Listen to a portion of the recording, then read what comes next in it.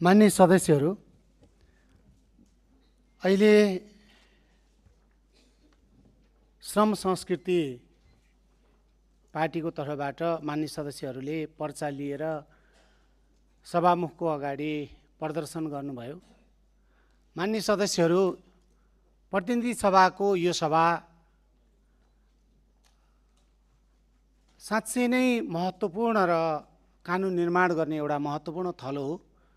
त्यसकारणले विरोध गर्ने विभिन्न शैलीहरू हुन्छन्, तर मर्यादामा बसेर विरोध गर्नुपर्ने हुन्छ। मर्यादामा बसेर विरोध गरिदिनको लागि म यहाँहरूलाई आगामी दिनमा यो आदेशकै रूपमा लिइदिन पनि म जानकारी गराउँछु।